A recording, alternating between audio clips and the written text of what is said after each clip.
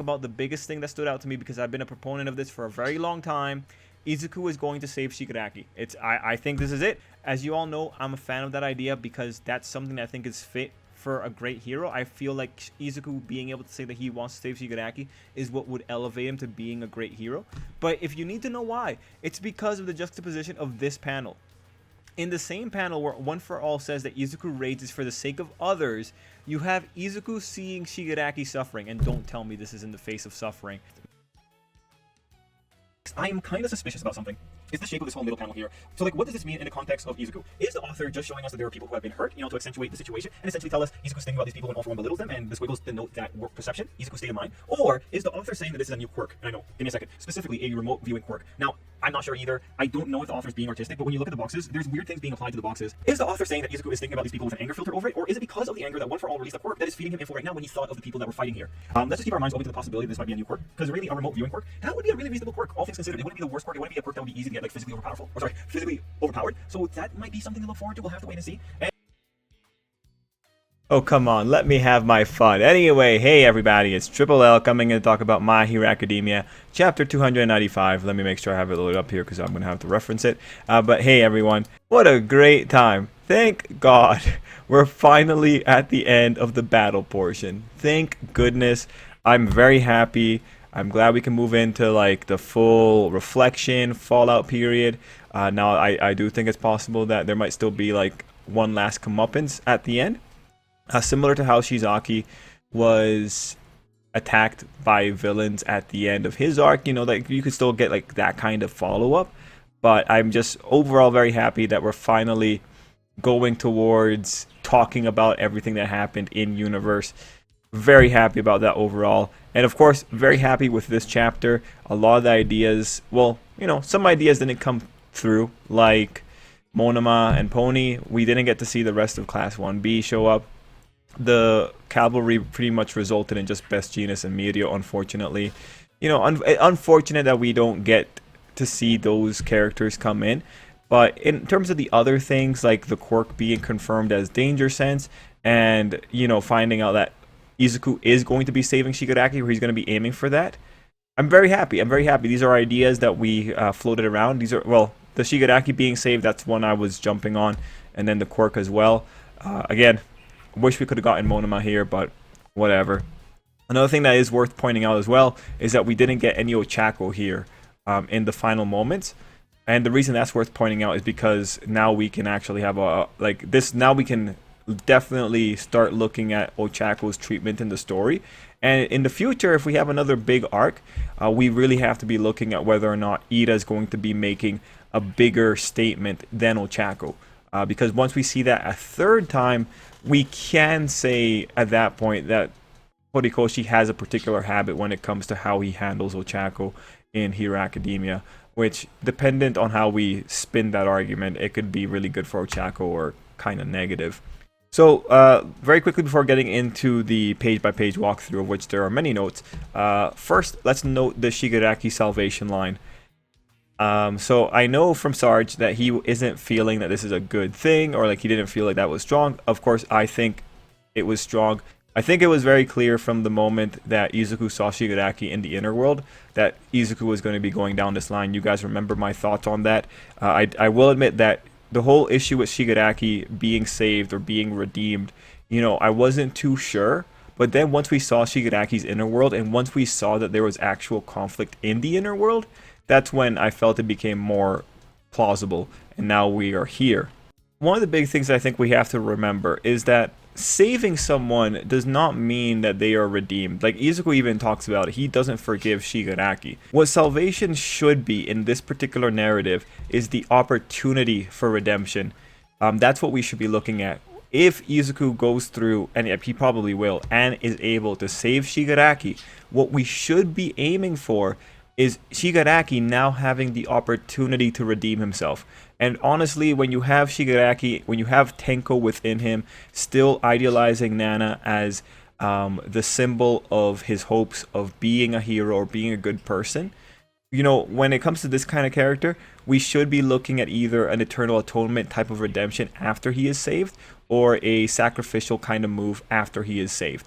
That's what we should be looking at here, with Shigaraki's salvation coming into line as well, and with Toga separated from the group.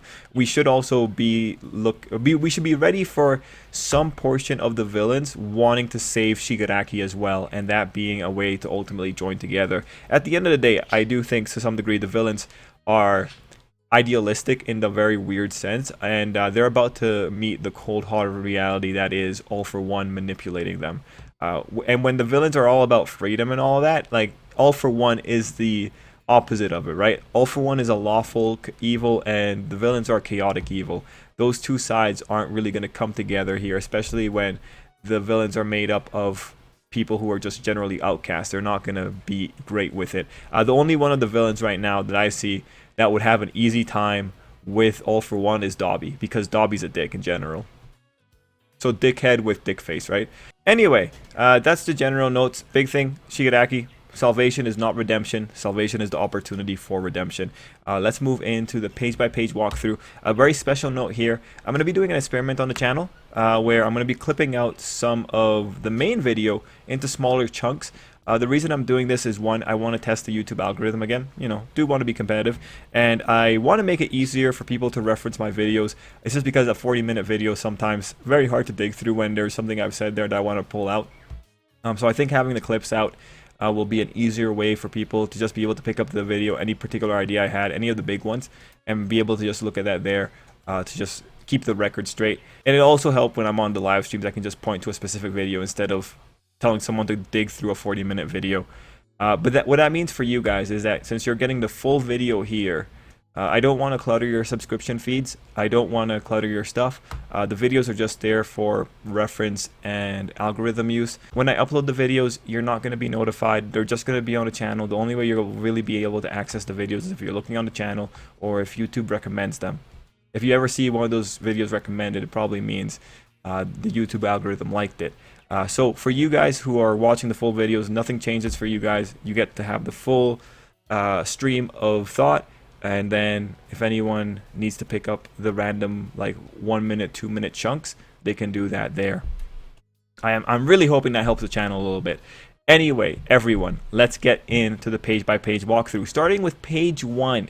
So, not a big page. Most important thing is seeing the wake up line. Now the big question is, who said the wake up line? Was it One For All in general, because One For All can send messages to Izuku, or was it the new quirk Danger Sense?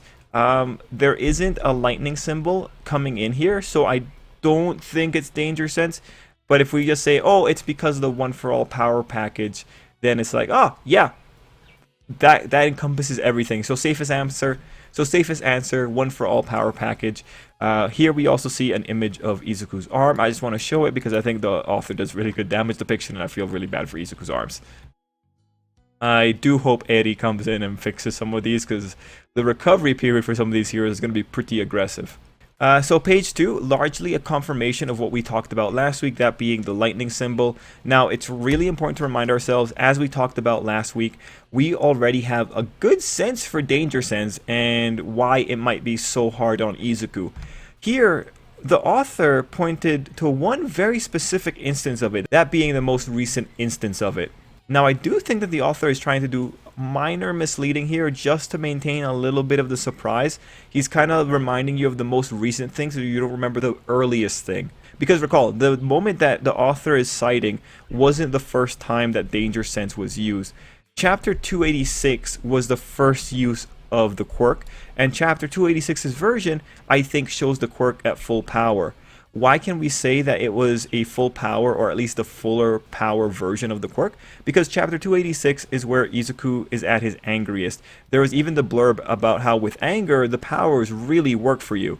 So I propose that Danger Sense at full power, or fuller power, or angry power, beams images into Izuku's head beyond just the stabbing sensation that Izuku pointed out here. And there you can really feel how overwhelming this quirk could be for Izuku. Imagine having the images of the people you care about dying, crowding your eyes and you can't control it like flashes. Maybe this is why the fourth user has a weird history, such that All Might erased some of the stuff that he had written. Now, someone on live stream, and I can't really remember who, so I'm just going to list off a bunch of people. Sarge, White Despair, Miguel, Rhino Trainer X, King of Nerds, Nicholas, Animamus. One of those people suggested that the fourth user maybe couldn't handle the quirk and went off to live on his own. Or maybe, like, I think another cool interpretation would be that maybe the fourth user just kind of offed himself because it was too depressing, everything that was going on in his head. But yeah, you know, either recluse or just ended his life because the weight was too much. I think that would be a really cool idea. If he is a recluse, though, I really hope this guy didn't go on to become Gigantomachia, because Giganto was also a recluse, and that would be kind of concerning. I mean, honestly, All For One could be the kind of guy that goes and messes with a previous enemy like that, right? Like, that makes sense to me.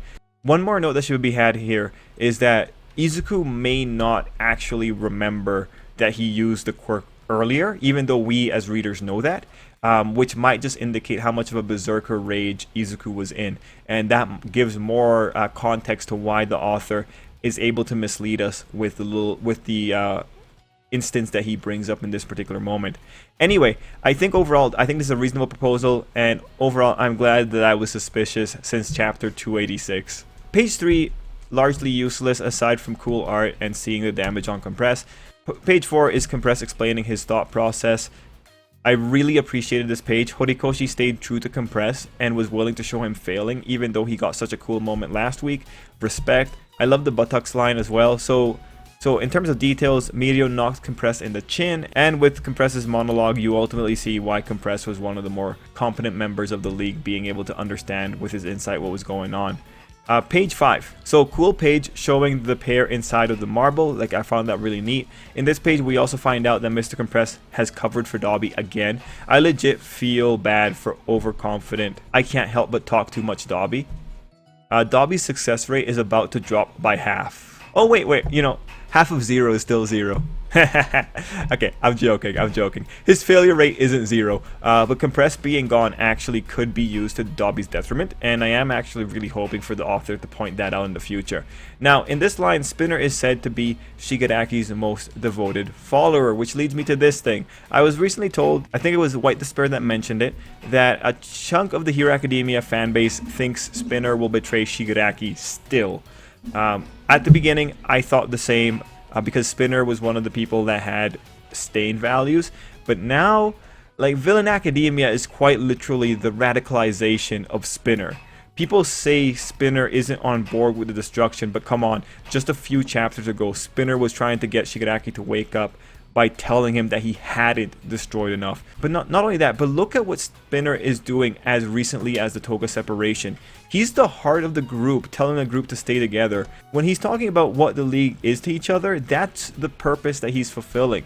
Spinner is fully on with Shigaraki. I don't think Mr. Compress is wrong. The only person who could realistically sway Spinner now is Stain. And maybe that's what we'll get if we do get a prison break arc. Maybe Stain talks some sense into these idiots. That said, I do think Spinner could betray All For One, because All For One has in a way betrayed the league. They betrayed, or All For One betrayed, Spinner's family unit. If Spinner knows Shigaraki is fighting for control, it's very reasonable to say that Spinner would betray All For One for Shigaraki's sake. And then, you know, you also have page 6 in this chapter, which actually shows how devoted Spinner is by showing how he remembered Shigaraki's psychological problems. Also kind of cool to note that it has survived, but ultimately, Spinner has been radicalized. He is a follow fashion, he is impressed upon by more incredible people, and he is ultimately going to stick with Shigaraki until the next more charismatic villain shows up, at the very least. Moving on, page 7 is a beautiful page in artistry, but it is so sad, and the reason it's sad is because Spinner is invoking rage, and rage plays into All For One's hands, as we find out. I do wonder what kind of effect that could have on Spinner if he realizes what happened. Page 8 and 9 are scarce on details, but there's cool stuff. On page 8, it's cool to see Gigantomachia's full form, just on the ground, and it's kind of funny to see, like, the wires where they're being reeled out from. Best Jeanist is really pumping a lot of power out to make sure Makia can't just lift up all those things holding the wires. Next worthwhile detail is that Mirio saved Compress, as all heroes should. You can see it by how Mirio is grabbing onto Compress's arm.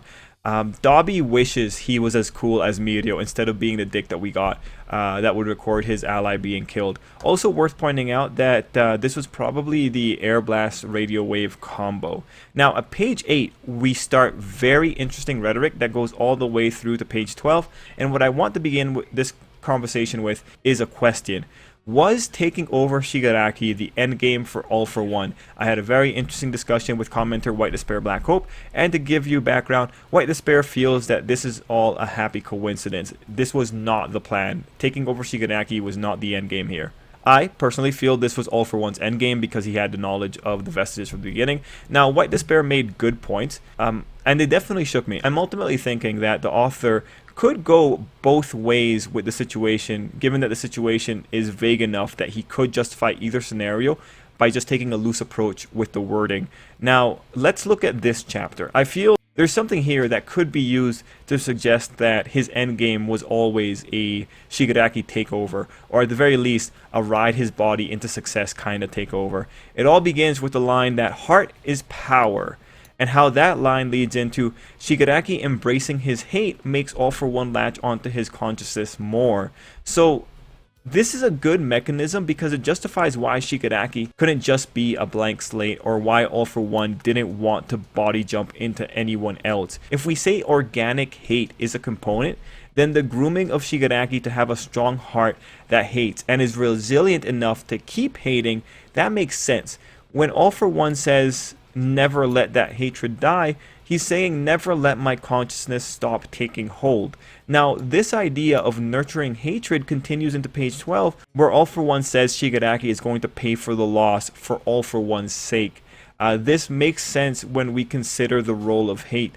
I believe that what All For One is saying is that in paying for this mistake by losing people precious to him, Shigaraki will generate even more hate. And since hate sustains All For One, it all works. All For One literally wants an infinite hatred machine. Now that's what we can say for the taking over Shigaraki was always the plan interpretation, because ultimately this justifies why Shigaraki was groomed all the way he was, and why effort was expended on Shigaraki. But there's actually a little bit more here that walks away from that interpretation. On page 11, All For One talks about how Shigaraki isn't fully cooked yet. What's interesting here is how he still makes the distinction between him and Shigaraki. Looking at page 10, he also mentions a symbiotic relationship. What All For One might be implying here is that he might want a relatively even partnership. We know that All For One has decided he needed Shigaraki's hate. Maybe he wants a perfect meld, such that he gets the best parts of him and the best parts of Shigaraki in the final personality. Or it could be something where he wants to keep his mind, but Shigaraki's heart. That way he can still reap the benefits of the hate. Because it clearly seems like All For One is not capable of hating to the degree that he feels Shigaraki is capable of doing. Now, as we move on, it is worth pointing out that the All For One we see here is a vestige, and we don't really know how that vestige interacts with the origin. That said, I do believe we can say that the vestige has All For One's truest desires, given that we see how immediately he went after One For All. So ultimately, really interesting situation. I think the future is what will dictate the answer, because I think we have enough situations here between how All For One has groomed Shigaraki in the past and how he treats him now. We could get either interpretation depending on how loose the author ultimately is with the words. One of my big formative events is that All For One says he wants to make Shigaraki the next him. And ultimately, you know, that line could be taken two ways. You could go super literal or super metaphorical. And that's ultimately the big issue here with Hero Academia in this current stage. We don't know what exactly the author wants to point towards, the metaphor or the literal. Now, in non-Shigaraki points, it was cool how All For One went to name Endeavor as one of the things that stopped Shigaraki. That's actually a really great accolade. Also on page 11, we see Hado still fighting Anomu, and we should talk about Shigaraki's image. I do think it's extremely concerning that All For One is so attached to his post-All Might face that he hasn't been able to show us his old face, even when on Shigaraki. Now, when it comes to Shigaraki's face and what is actually happening here, Is this image just what Shigaraki's face looks like with eyes closed, or is there something more? Well, reality is, this is kind of weirdly drawn, and All For One appearing cracked Shigaraki's entire body because probably Shigaraki's body couldn't hold out. With that in mind, check this out. Look at the thumb, and then look at the zoom in. Shigaraki's eyes are between the index finger and the middle finger. What looks like All For One's vestige of an eye is on the side of Shigaraki's face beyond the index finger. I think All For One pulled a Harry Potter Book 1 Voldemort. Also, check out the hair strand that's in between the index finger and the middle finger. That hair strand, you can see it on the zoom in as well, and it makes sense that it would have landed in between those two fingers, which again just makes it more likely that the man's manifesting on the side of Shigaraki's face given the angles. You can also see that the chin is right here. It's a really creepy look. Page 12.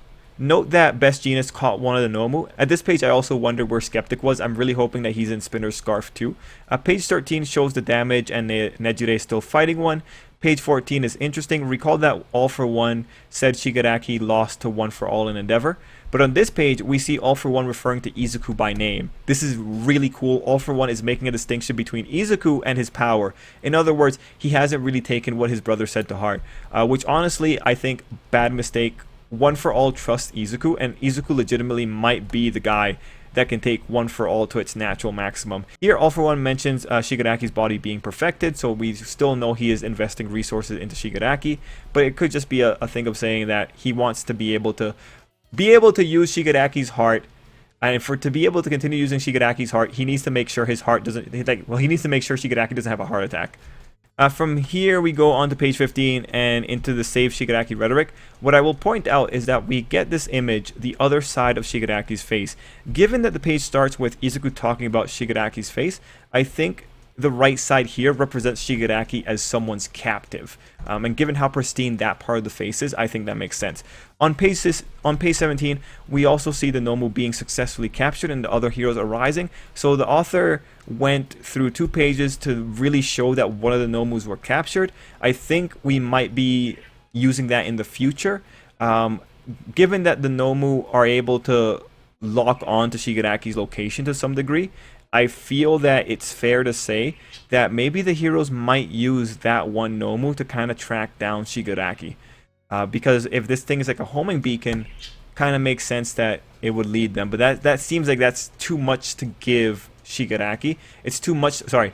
That seems like it's too much to give the heroes, right? That's too great a resource. Maybe it'll take them a while to figure out how it works or something like that if we do go down that route. And actually, yeah, at that page 17, that's it. We go into the final double spread, which is like Izuku saying you look like you needed saving. Now what I'm wondering next is like, is Izuku going to tell that to his friends if he's in the hospital room? He's already drawn his line in the sand. So what happens next? The big question for me is the doctor. Shigaraki needs to be perfected. All For One laid that out as a plan, and I feel the doctor is the only one that can operate his machines. So what does that mean? The doctor has been taken by the police.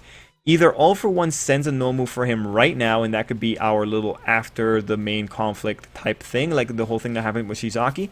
You know, sends a Nomu after him and rescues him, because he probably has the ability to do that. Or maybe the doctor is the reason we ultimately do a prison break. You need to get the doctor out to be able to fix Shigaraki. Maybe that's what is going to be the rationale for the prison break. Because there's no way the doctor doesn't go to Tartarus. Now, when you have All For One talking about the next time he sees Izuku, that might be the narrative indication of some sort of time skip of a significant length, or that might be to say that Shigaraki is going to be away from the kids for a while, which I think would be nice. I think it would be fair to say that we need to have some downtime. What we need now is the official death toll, the funerals, and the characters reflecting. In terms of death toll, I definitely feel 13 should be involved unless 13 is the traitor, and I unfortunately think maybe one of the Pussycats will be in that death toll as well. Naturally, we also need to see the fallout from Endeavor's revelations and see how the public reacts. I'm hoping for positivity, but really, we should be seeing a nuanced response of good and bad, given that the public will know that Dobby lied with Best Jeanist being alright. If anything, Hawks might be the one to get out of this okay. I also hope to see Spinner call out Dobby if Hawk's recording comes out. And again, the people who were being saved by heroes in real time at this event should be willing to defend the heroes. Now, what about the Liberation Front and the villains? All for One taking over is actually really good for the front, because All for One and Dobby are much better at using people than, say, Shigaraki. For Spinner and Toga, I feel Spinner is going to have struggles with All for One depending on how much independence All for One gives Shigaraki, and I feel the worst end for Spinner could be All for One turning him into a Nomu. I feel Dobby could probably be the one to handle one more quirk relatively well, given that the man's already pretty laser focused in his derangement. With All for One noting that Shigaraki lost to Endeavor, I think it's likely that Make You Fight Your Teacher's grandson All for One would soup up Dobby just to make him counter Endeavor. And if he does that, we might be seeing a more deranged, more laser focused Dobby. I mean, ultimately, I think All for One would be willing to do that, especially since he noted Endeavor as being one of the things that Shigaraki lost to. If Skeptic is with the group, then pray for Society, because Skeptic can propaganda like no other, so really hope that someone is able to take down all of Skeptic's resources in the meantime. Finally, on Toga, we should think that Toga is going to be firmly on the save Shigaraki side. That's what makes the separation that Spinner premised all the much stronger.